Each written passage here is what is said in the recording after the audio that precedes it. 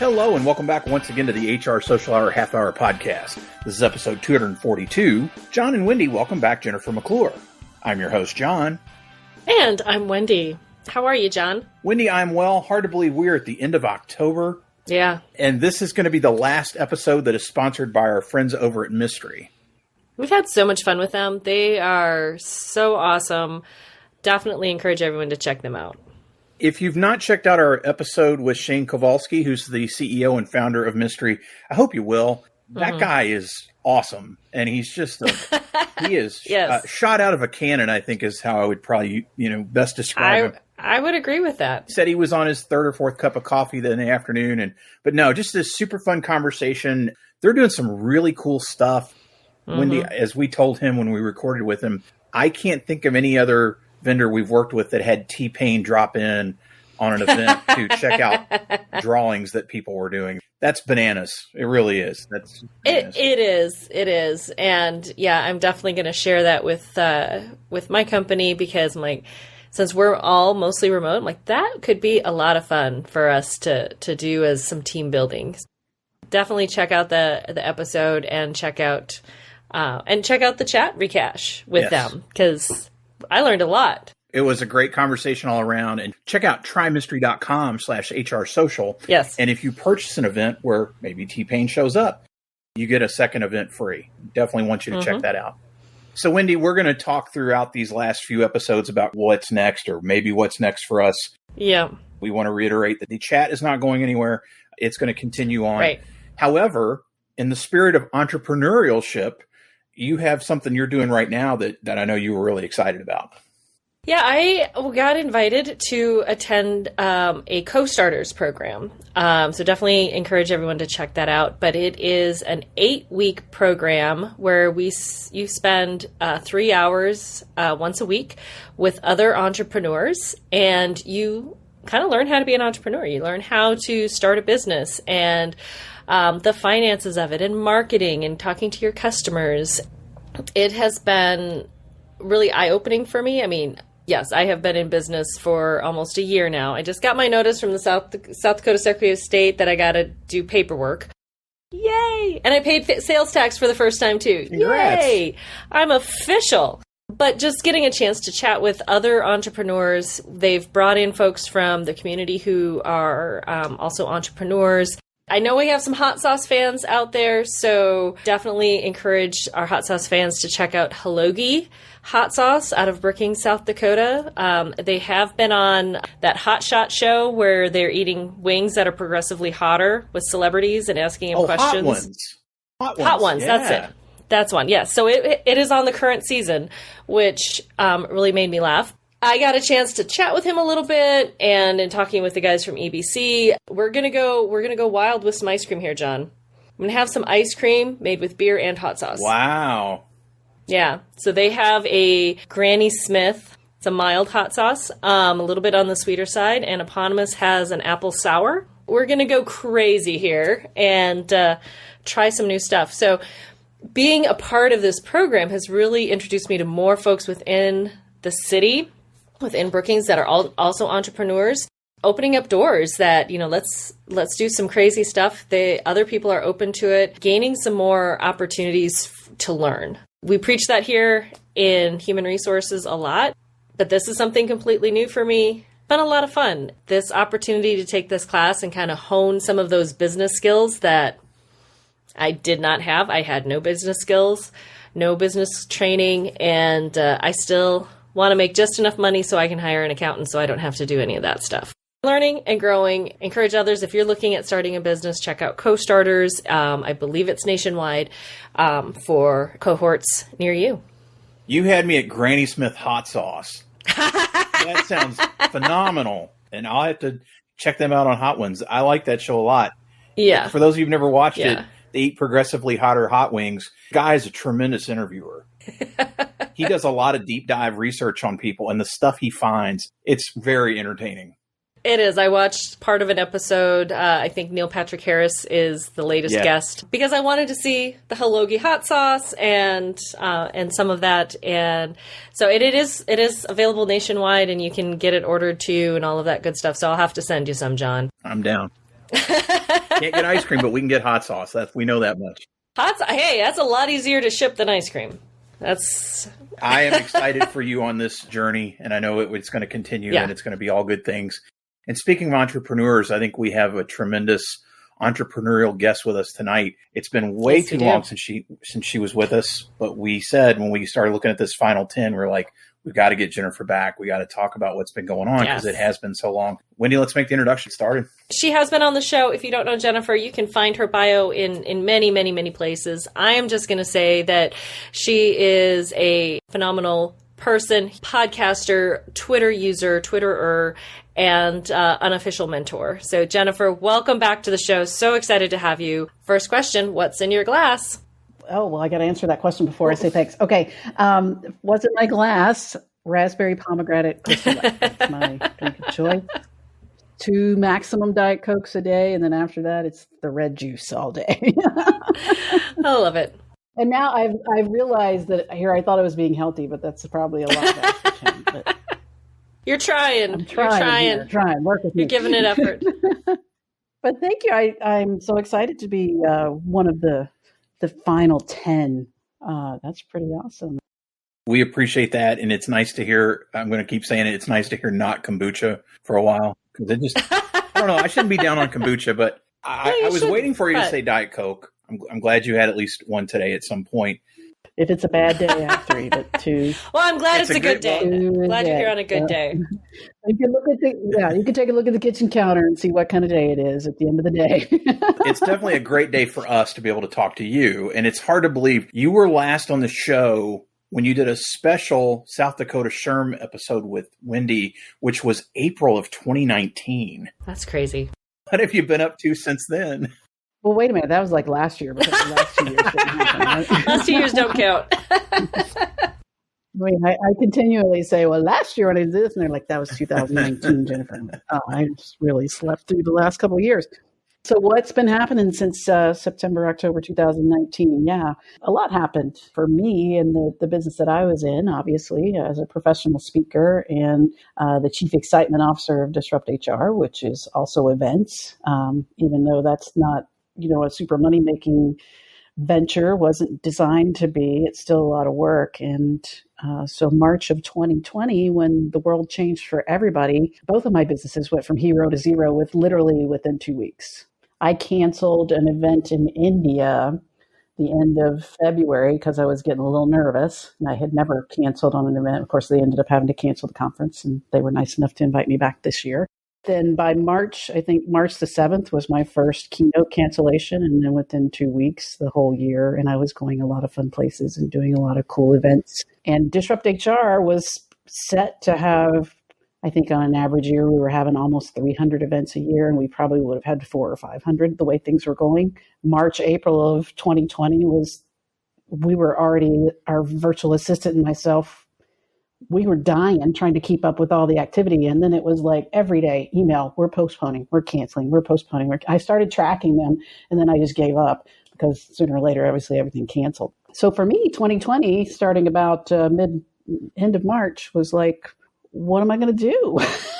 Like a lot of people. There was not really a plan for for all the years, Wendy, I'm sure you'll hear this in your cohorts about making sure you have diverse sets of income and you're not relying on one thing. And I always prided myself that I had multiple streams of income, 2 separate businesses. But what I didn't really think about is that they were all centered around the same type of work. So even writing or, webinars or working with companies in the HR technology space, in addition to speaking or doing DisruptHR events, they were all focused on my brand related to being a speaker. I spent some time going, what is life actually going to look like? Like a lot of people, and I didn't really know there for a while. I saw and heard a lot of entrepreneurs that I respect or other speakers who, maybe I listened to their podcasts or followed them in some way, and a lot of them were getting a second wind and a lot of energy around really focusing in on their purpose and how they serve people and being more helpful than ever. And I was just kind of like, I don't know what I'm going to do. So thankfully, things do tend to work out, but I won't sugarcoat things and say that much of 2020 was good. On the one hand, my mother had some health challenges within April of 2020, and then it ultimately passed away December 2020, none of it COVID related. But I was able to spend a month with her in April and a month with her, 2 weeks with her before she died and a couple of weeks afterwards, working through some things. So in a way, it was a gift to be able to have that time with family. I think that's one of the things that most people have said coming out of the pandemic is you kind of refocused a little bit and found some positive things that came out of it. So I am glad that you got to spend some time with your mom before she went on. And I know how much she meant to you. Yeah. Obviously, our condolences again. So you did have to pivot. I almost said panic, but pivot. I did more panicking than pivoting. Actually, I think I laid down on the couch and covered up and went, what is happening? I don't know that I pivoted. Thankfully, again, the world discovered virtual. And so some of the things that, either I had planned to do in person or new things came up where people were looking to do things virtually. And I'll never forget, I think the first thing I did virtually was it was scheduled to be a half-day in-person workshop. And so I was for sure, I kind of wrote it off and said, we're not doing this. And about a month before the date, they were like, hey, we're going to do this as a Zoom webinar. And I was like, wait, what? We're going to do 4 hours on Zoom? And they're like, yeah. Very excited. And I was like, I'm so not excited. A 4-hour workshop is we do a lot of work together. And again, this was new and this was an HR group and they didn't trust their attendees to do breakout rooms. So that's why they did a Zoom webinar. It wasn't even where I could send people in to go have a discussion. It was a real dive into the world of virtual presenting. And I always tell people now, especially after, a couple of years of doing a lot of virtual, people in the beginning, obviously they want to pay you less or make you do it for free or ask you to do it for free because you're in your home office, it's not. And I always tell people, I work 10 times harder for a virtual presentation. I don't think if you've not ever done one, everybody's sat in front of their camera and done a Zoom meeting, but if you've tried to keep an audience's attention for 45 minutes or 4 hours, where literally all you can see is the green dot on your computer and your slides, and maybe if you're lucky, sometimes I don't even get to see the chat, I have to bring 10 times more energy. I think it would be creepy to be that engaging on stage. Maybe it's not my personality, but it's harder. I literally, after that 4-hour workshop, I collapsed in the floor and I was like, I don't ever want to do another one of these again. I can't even imagine 4 hours, just no breakouts, no nothing. It just would be so, exhausting. Yeah. And I personally was zoomed out within 2 weeks. I was like, everybody was doing Zoom something and Zoom happy hours and Zoom chats and Zoom networking and Zoom conferences. And I was like, I'm so sick of Zoom. I have if people ask for a meeting or a call or something, on my email, I have a reply that says, sure, you can select an option on my calendar, choose your own adventure. You can choose an old school phone call. And I put the link to that, or a Zoom call. And I'm like, great, let's normalize the old school phone call. And probably 90% of people choose Zoom. And I'm like, why? Why, people? We don't need to see each other just to talk. Jennifer, many of us have returned to conferences and being in person and visiting that way. As you're out, as you're speaking, as you're talking to HR professionals, people leaders, what do you think is going to be the big issue for people leaders in 2023? And how are you helping them prepare for that? It's probably an answer that everybody out there knows what the answer is. It's around talent acquisition and retention. Getting people in the environment of today, it's not going to get better. And that's what I'm trying to prepare people leaders for. I've said at a couple of conferences I've spoken at recently, I started as a professional speaker in 2010. For the first probably 3 to 4 years of my speaking career, one of my most popular presentations was called Talent Shortages and Skills Gaps. So in 2010, I was sharing a lot of the research from the McKinsey report where the phrase war for talent was coined. Their phrasing around that is that by 2020, there would be a war for talent that would be a bloody battle with no clear winner or end. Now, obviously, I think that report was done in 2000 maybe. When they did the research around that, they obviously didn't predict a global pandemic, but already the demographic factors around the world is that in the industrialized nations, the population is decreasing. It's increasing in the developing countries where the jobs are not. And in the countries like the US or the UK or some of the leading global economies, the fact that the baby boomer generation was a large group and then the Gen X is a smaller group after them, and then we've got the larger cohorts of the Gen Ys, the Zs, et cetera, those younger groups are not ready. They don't have the skills or the leadership abilities yet to step into a lot of the positions that are going to be vacated by those boomers who are exiting, and there aren't enough Xers to fill in for those positions. So that's an issue that's been looming out there for a while. Then throw in a global pandemic and a workforce that's completely changed its attitude across all generations to the way they want to approach work or to the way they want to work. And the challenge in the now and into the future is really going to be, how do you get people to come and work for your company in a way that they want to work, that meets your needs, that have the skills that you need to do the jobs to meet your business objectives.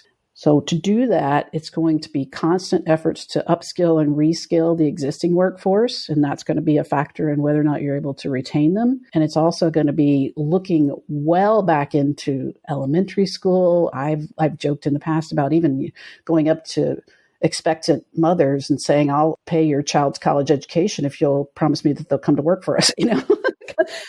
We're going to have to get really creative about creating and developing the people to fill the jobs of the future, because they're literally not there today. And so that what we see now with the tough job market, at some point unemployment will go up. It's like the stock market. There are always going to be peaks and valleys. At some point, maybe the employers will be more in the driver's seat in terms of having more choice for talent than they do today, but they're still not going to have the number of bodies that they need to fill the positions that they have. So have I depressed you? I hate to say we've heard that over and over and over, but it is our reality. And I think to your point, I can remember in 2005 hearing about this wave of retirements that were coming. And then it seemed like it apparently got delayed with 2008 and things that went on there. Guess what? That was still 17 years ago. So I think that wave may have gotten delayed a little bit, but it's crashed, and probably another one's right behind it.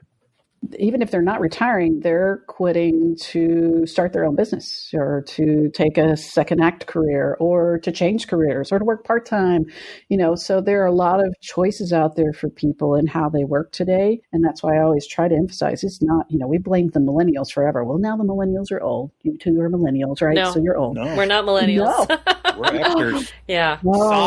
Solid, right in the center, but...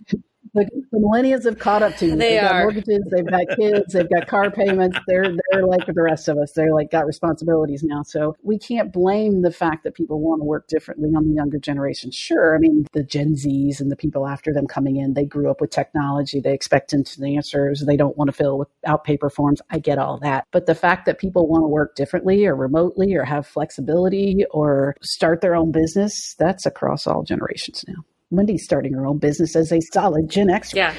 Well, I think that's something too that we've seen, and I've said, when we were Gen Xers, we did what we were told, and we were told to wait, and our turn would come. And then millennials and Gen Z came up, and they started asking for different things, and we were like, wait a minute, we could have asked for that. We could have done that. Oh, I'm doing it now. Start a business at 50. Yes, please. I will do that. One of the things that I love, you and I have bonded over, is DisruptHR, obviously. I will bring it back here. It will come back eventually. What makes you most proud of the DisruptHR movement, and what do you think's in store for 23?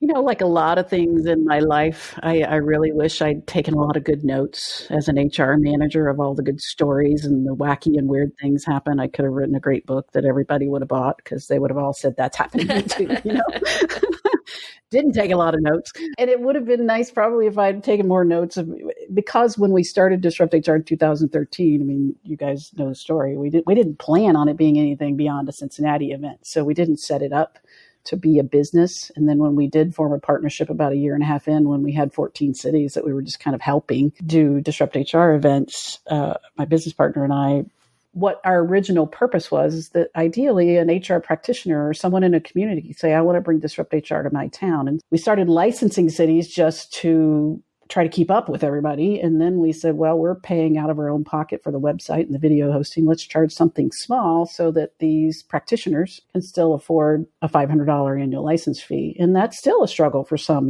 Some of them are like, can I make 10 payments of $50? And I'm like, we'll work with you.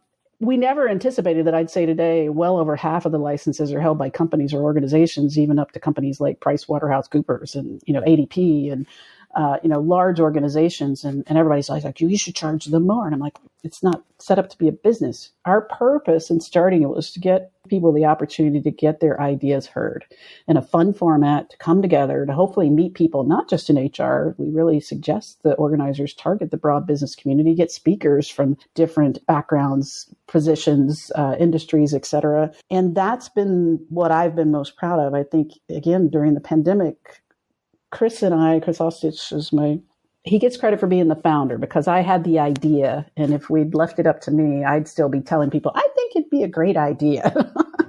But Chris is an entrepreneur, a startup guy. And when I told him the idea in 2013, he said, let's do this. Let's make it happen. So he will forever be the founder.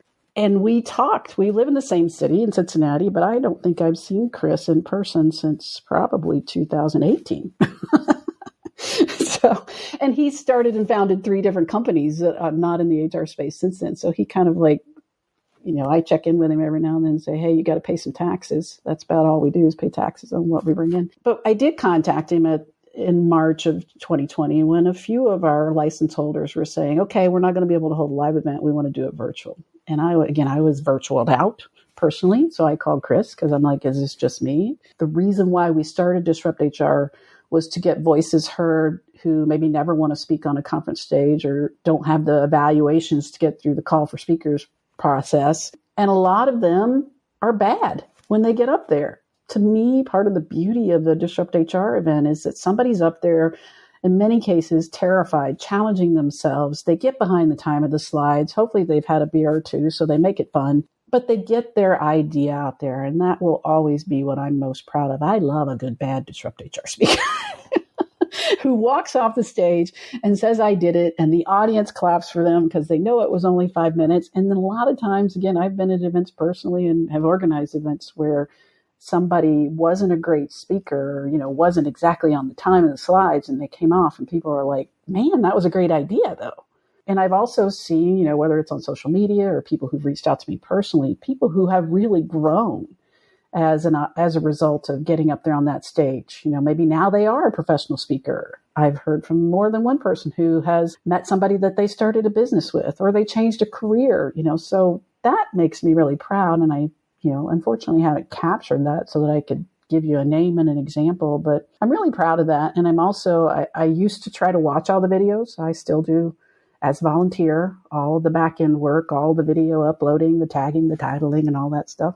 And in the beginning, probably for the first 3 or 4 years, I really tried to watch the videos. So there's almost 6,000 Disrupt HR talks out there now. I've probably watched a good 2,500 of them. More than once have been brought to tears. Again, not because the speech itself was especially moving, but because more than once I was like, this is a person whose idea would never have gotten heard on a big conference stage. More than one, where like a person talking about their experience being transgender in the workplace, or there's one out there that was popular for a while where it was during the Me Too movement, where a person shared their experience and how it was handled wrong in the workplace. And it just made me cry because she overcame that. And now she's telling people how to address that. And I'm like, that's probably not going to be a topic that's on the stage at SHRM. Now, maybe, we've come a long way and SHRM has evolved as well, but I am really proud that our events, many of them provide an opportunity for people who won't have an opportunity otherwise to get their ideas heard. And they're in those 6,000 talks. And I said it again this morning as I was uploading some videos and looking at the titles going, oh, these look like great talks. I hope that we can get to a point in the future where we can do a better job of highlighting some of the great talks that are out there. I tried to for a while. There are some really good talks out there. And I think, more people should see them than do. Like you said, there are some amazing content out there. Speaking of content, we were really excited when you relaunched the Impact Makers podcast. We missed it. And I believe there is a missing episode somewhere where we talked to you way back. Yes, you did. Which is okay because it happens, and that's the beauty of this. There was a pandemic, John. There you go. The question, though, Jennifer, we had, what led you to bring it back? What did you learn in these last couple of years that maybe you're applying to the show now to know what's coming up? Any exciting guests or topics or anything you've got coming that you're particularly enamored with? Yeah, I think, it's like you guys have evolved over 250 plus episodes and maybe why you originally started it versus where you are now. When I started my podcast, I think it was 2018. And I was a big podcast fan. I mean, when I'm driving to the barn to ride my horse, or whether I'm cleaning house or washing dishes, or even when I get up to go make my lunch for 10 minutes, I'm listening to a podcast. I do it all the time, and maybe too much. I've always got a podcast going in my ear. And I liked at the time in 2018, especially some of the longer format podcasts, even like a Tim Ferriss show, or none of the Joe Rogan stuff. No, thank you. Rich Roll is another one that maybe a lot of people haven't heard of that are in this industry, but he has a great podcast, and a lot of them are 2.5, 3 hours long. And I was like, I just am fascinated by these conversations with fascinating people. And I think I know a lot of fascinating people. So I want to start a podcast where I have conversations with fascinating people, and I'll call it Impact Makers. I think that served me for a while, but I think the podcast world, like a lot of things, Rich Roll still has a 2.5, 3 hour podcast. So does Tim Ferriss. I don't listen to all of them, but every now and then I do. I've kind of evolved in the podcasts that I favor are more shorter, for one. Often it's a solo episode where they're teaching me something, especially I listen to several about speaking, in the speaking industry. I listen to several about marketing, from a business perspective, entrepreneurship. I like to be taught something. So I restarted the podcast with the goal of that maybe they'd be 25, 35 minutes. I'm still like, I get fascinated by people. So I start asking questions. We get in a conversation and I look and it's been 45 minutes and I'm like, oh, we got to round this up. But I'm trying to make it more that you can truly take something from the podcast and take it away rather than that you just met somebody interesting. So I've been really pleased with some of the guests that I've had. Recently, I had Dr. Alex Alonso from Chief Knowledge Officer at SHRM.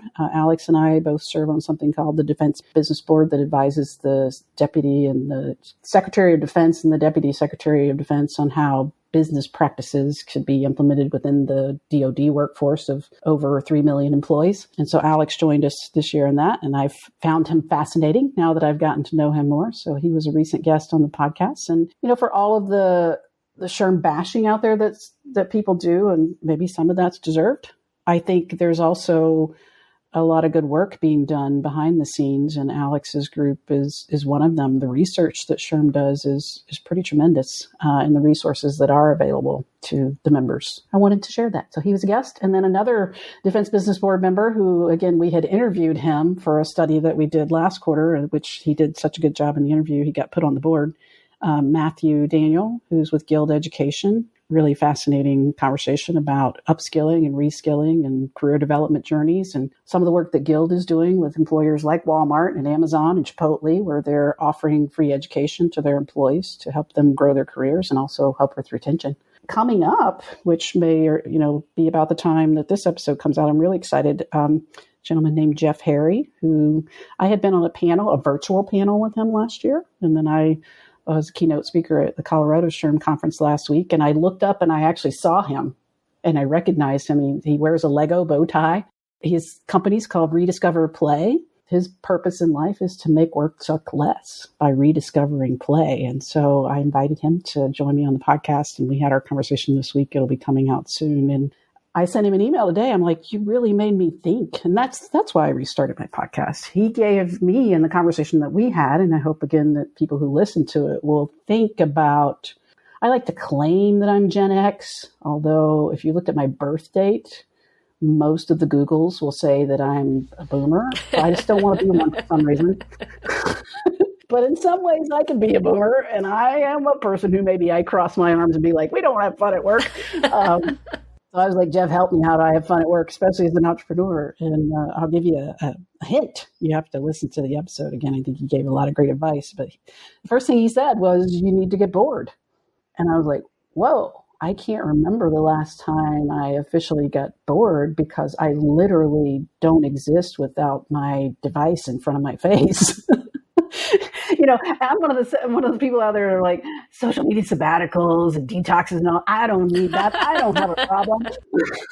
But this device follows me everywhere I go. And if it's not got a podcast playing in my ears, it's being looked at by my eyeballs. And even he was like, Jennifer, you have horses. Do you know how many people wish they had horses? I'm like, I am so lucky to have horses. But even when I'm riding my horse, I'm thinking about all the things I need to do. Or if I'm riding by myself, I'm listening to a podcast. So I'm going to get bored.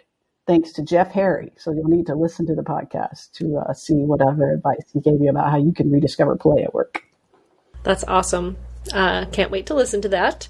And I just wrote myself a note. I'm going to introduce you to a couple of great women that you need to know and maybe have on your podcast. They're doing some great stuff. One of them is actually the person who asked our next question.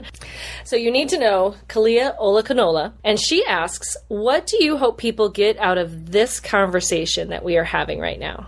First of all, I love her. I follow her. I've never met her in person, but I love everything she has to say. And she did a great DisruptHR talk, by the way. And I have invited her to join me on my podcast. Awesome. So the question was, what do I want people to take away from this conversation that we're having right now?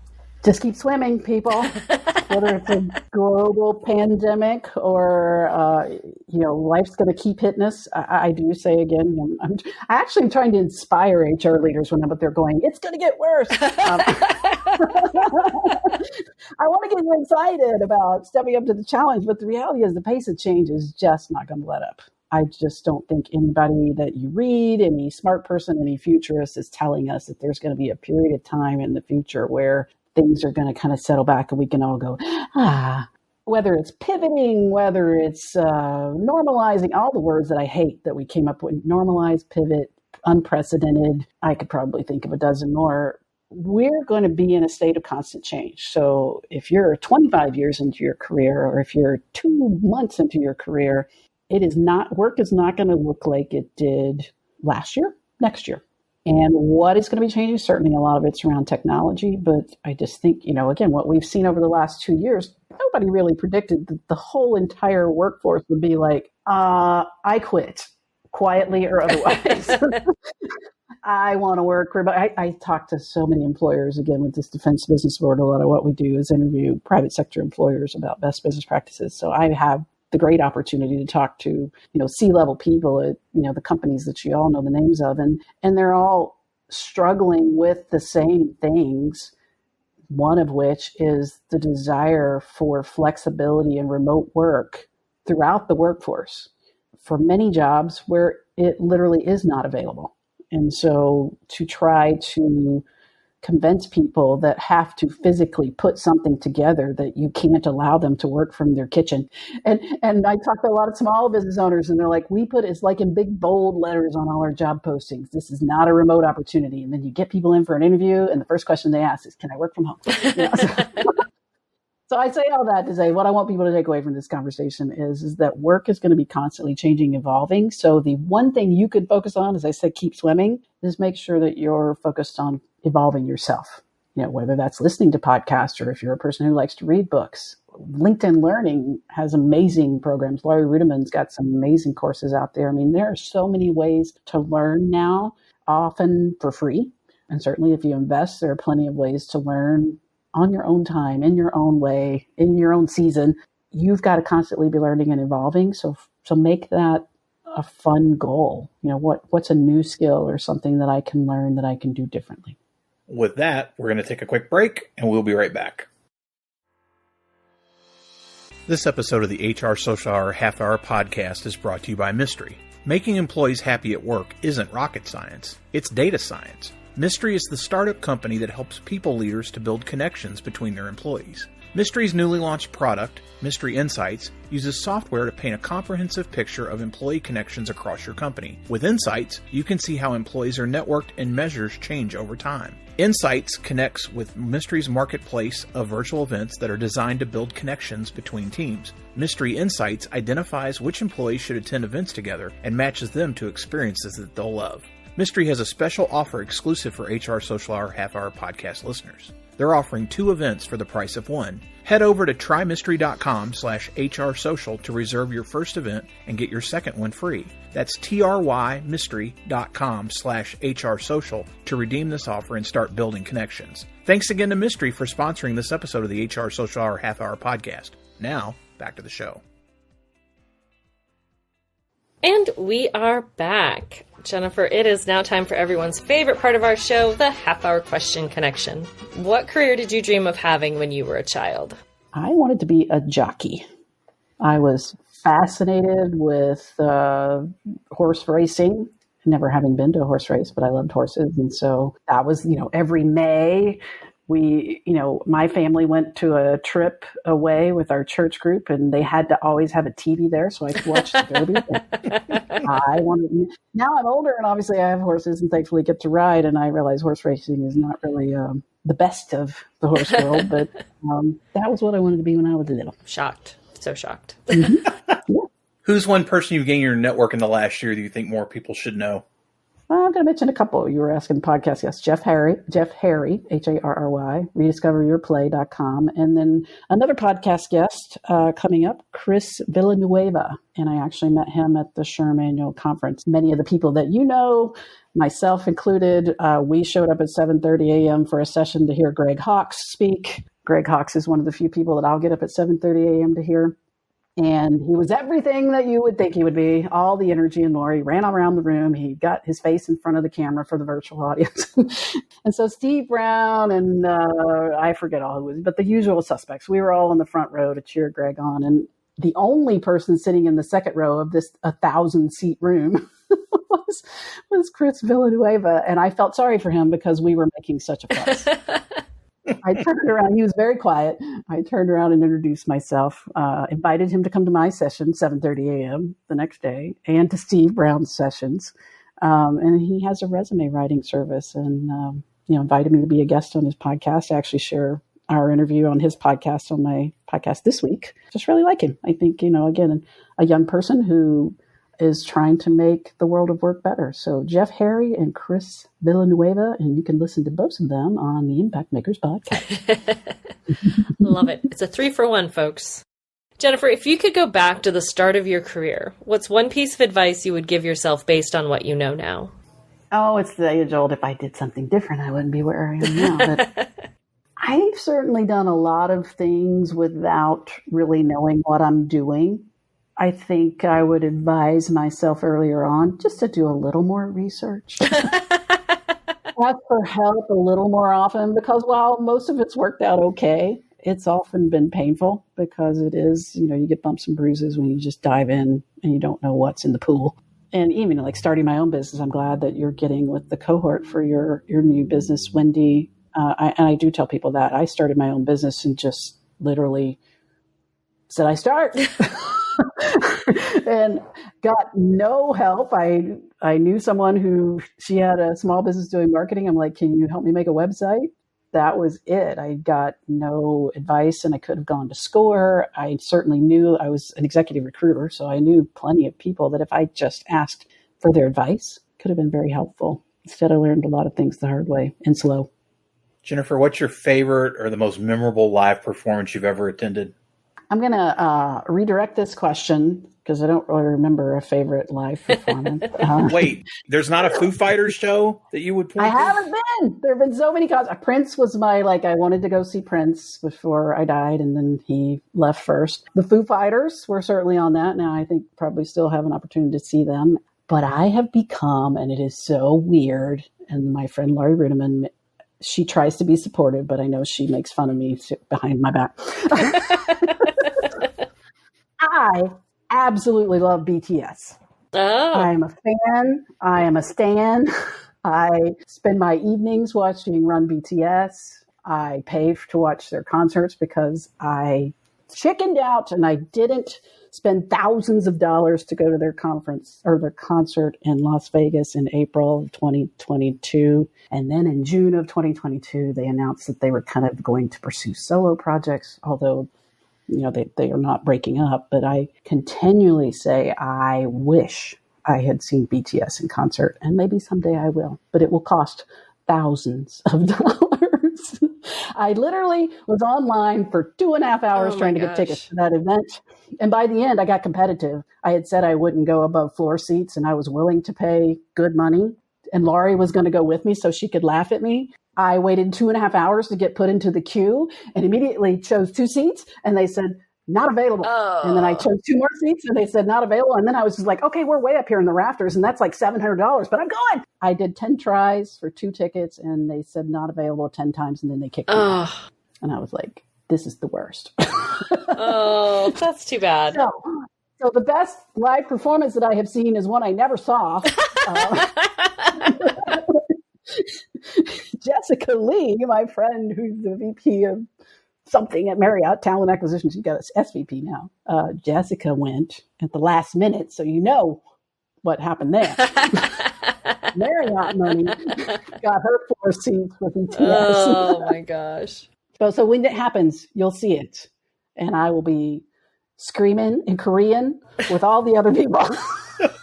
And we'll hear you. Wherever we are, we will hear it. I will sing all the words in Korean, and you'll be like, we didn't know Jennifer spoke Korean. I'm like, I don't, but I know all words. Because I love them. Oh, my gosh. Your audience just turned this off. I'm sorry. That is the best story about not attending a concert I think I've ever heard. I'm still heartbroken. Well, Jennifer, if you could be on any TV show, either as a character or yourself, what would it be? I think I'd go with The Amazing Race. Oh. I think I'd be good at it. I don't know who would be my partner. I'd probably kill them, whoever they are. But I get competitive.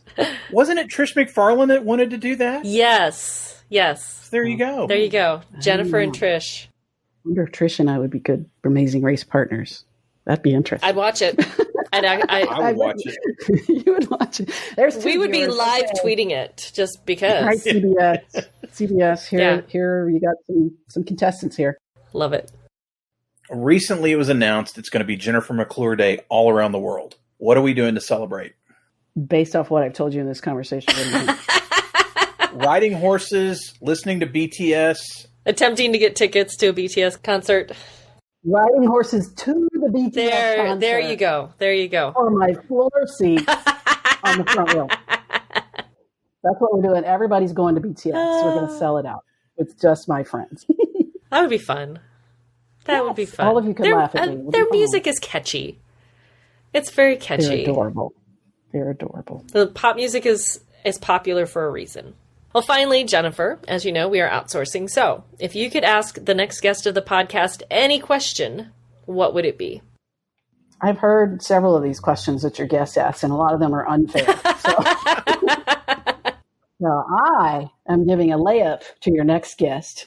We often don't get enough opportunities to brag on our own accomplishments. So I'm going to say my question is, what are you most proud of in terms of your career accomplishments? Tell us. I like it. It's your opportunity to brag. Well, Jennifer, it is now in the book. It will be asked very, very soon. This is, to no surprise, a supersized episode. Yes. That was a super conversation. You, my friend, are also what the podcast Illuminati consider a power listener, which is what they call me because of the volume of content that we take in. I wanted to take a moment to say thank you for all of your support for us over the years. You have been so kind and giving of your time, of just sharing what we do. You made introductions for us that you didn't have to do, and you did, and it has led to some amazing relationships that we have with some very specific vendors, and we just appreciate that so much. Mm-hmm. And as a fellow Blue Raider alum, you know, Blue Raiders ride. So I know most of our listeners are probably connected with you already, but if they're not, best way for them to reach you, podcast, anything and everything out there. Well, it sounds like there might be a little gap in your listening experience, so make sure that you've added Impact Makers with Jennifer McClure to your podcast listening experience. And JenniferMcClure.net is the website, and I would love to connect with you on LinkedIn. If you put in Jennifer McClure, I'd better be first. There are others, but I've worked really hard to try to be first. Well, we will have all that in the show notes. And then, Wendy, how about you? Best way for listeners to reach you out there? Best way, as always, on my blog, mydailyjourney.com. And, of course, the second and fourth Sunday of each month, continuing past the end of the podcast, you will continue to find me on Twitter as part of our twice monthly Twitter chat. How about you, John? Once again, thanks to our friends at Mystery for sponsoring this entire month. Be sure to check out trymystery.com/HR social. If you purchase one of their events, you get a second one free using that vanity tag. Vanity tag kids, we really appreciate them. As for me, JonThurman.com for all things Jon Thurman, and for the show, HR Social Hour Podcast.podbean.com. Listen, rate, review, share, follow, and subscribe. If you're not subscribed, make sure that you do, because you will get those final round of episodes as they are available, and you can go back and listen to a lot of previous content as well. International listeners, we're probably not going to be able to record with you, but we would still love to have conversations, yes, be it about BTS or podcasting, whatever you have going on in the future of work where you are and what you're seeing. We'd love to have those conversations. So reach out and we'll talk. Jennifer, again, appreciate you being with us. And so for the HR Social Hour Half Hour Podcast, I'm Jon. And I'm Wendy. And as always, be sure to connect, give back, and network. Network. Take care, everybody. We'll see you soon.